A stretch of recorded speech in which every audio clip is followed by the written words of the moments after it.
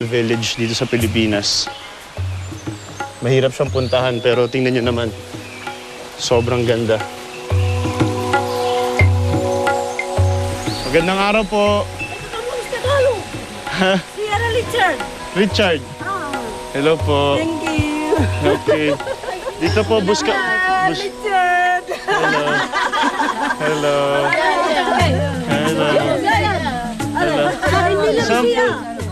Saan po yung papuntang Buskalan dito? Buskalan? Papasok ka pa lang dun sa trek. Makikita mo na yung napakagandang tanawin sa kanan na punong-puno ng mountain range at punong-puno ng mga rice terraces. Sobrang ganda. Hanggang dito napapanood ang Pinoy Adventures. Ganda oh.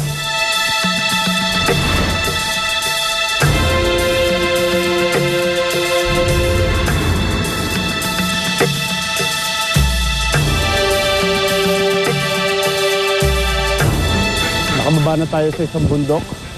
Bale, dun tayo galing sa likod ng bundok na to. Bumaba tayo dito. At ngayon, sisimulan natin ang uphill. Papunta naman sa kabilang bundok. Dito na, yung Buskalan Village. Pero balita ko matinding uphill to eh. Kaya tara.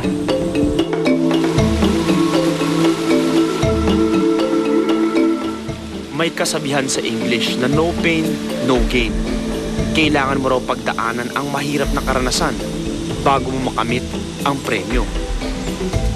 Sa pagkakataong ito, napakaganda ng kapalit ng mahirap na biyahe.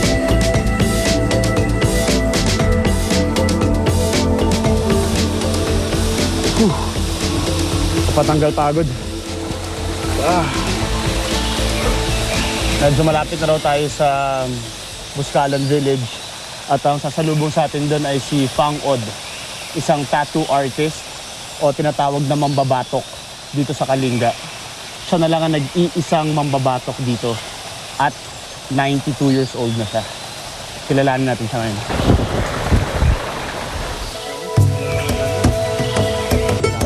Simple lang ang buhay dito sa Buskalan Village.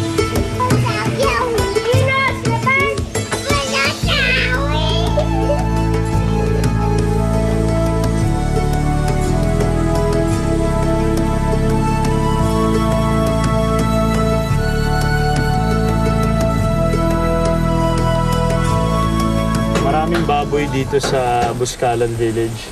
Para lang sila mga pets dito, gumagala. Pero itong baboy lang ang nakita ko nakaganyan.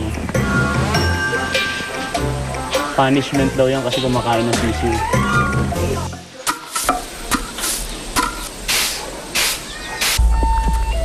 Pagsasaka at pangingisda sa ilog ang kanilang pangunahing kabuhayan. Ang Buskalan Village ay kilala rin sa magagandang uri ng itak dahil likhang kamay ang mga ito.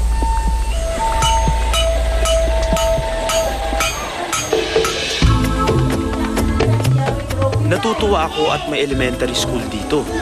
Para sa akin, tanda ito na mahalaga para sa mga taga-Buskalan ang kinabukasan ng kanilang liblib na bayan.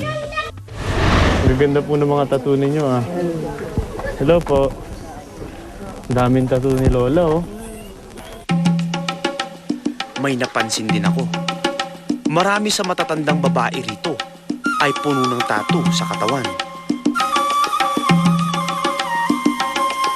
Maraming mga lola ang talagang naka full sleeve ng tattoo.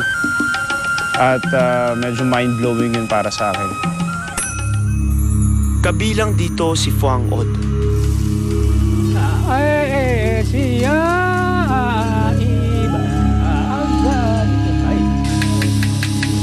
Isang mambabatok o para sa ating mga taga-syudad, tattoo artist.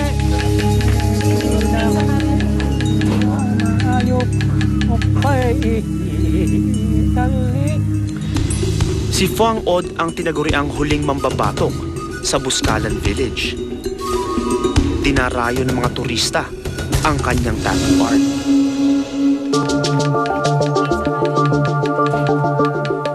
Sa edad nitong 92, malinaw pa ang kanyang mga mata.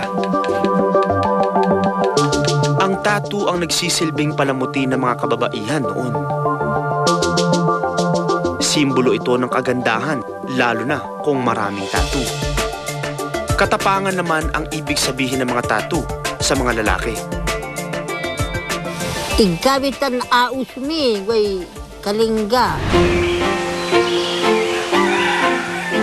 Malayo sa syudad ang Buscalan Village, pero mayaman naman sila sa makalumang tradisyon. Talo na sila. Ano ka mahina ka nakakanto.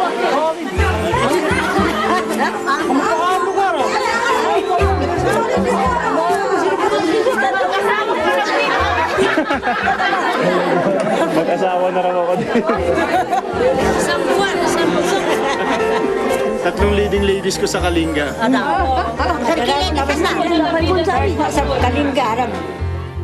Mainit nila kaming tinanggap sa kanilang komunidad. Dito parang mas relax yung mga tao.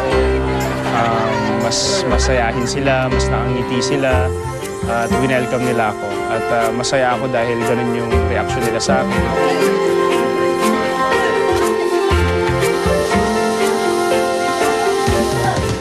Dalawang villages pa lang ang aming napuntahan, pero sagana na ang aming mga naging karanasan sa pagpapatuloy ng aming biyahe sa Kalinga. Lalo pang umiigting ang aming adventure.